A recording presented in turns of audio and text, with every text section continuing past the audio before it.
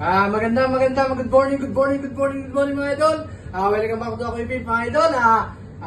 Kaway Philippines, shout out Philippines.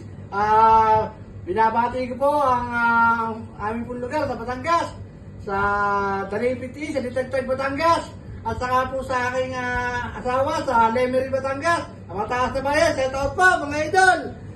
Kaway, saka po yung sa aking pukawa sa Ilocos Norte. Sa Corema po, shoutout po, saka po sa San Nicolas. Shoutout din po mga idol. Inaanyahan po namin kayo, napuntahan niyo po ang aming bakery. Dito po niyo matatagpuan ang napakasarap na pandesal na talaga pong pinagmamalain ni Kuya Pip.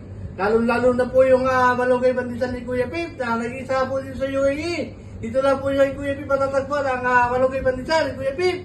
Talagang napakasarap po, napaka-healthy.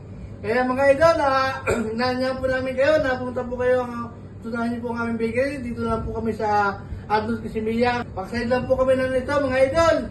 Madali po man nyo makikita ang aming bakery. Talaga po nga mga pagkain po kami dito yung mga masarap din. Marami po kayong choices na pagpipilian, mga variety.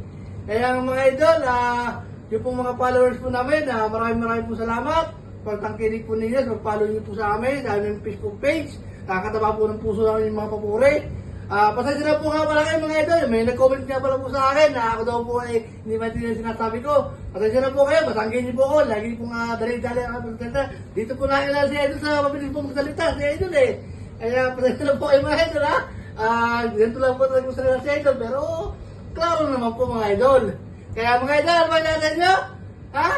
Huwag na kayo magpumutubig pa. Puntahan nyo na ako yung bakery. Maraming po salamat mga idol. God bless po sa ating lahat. Salamat po.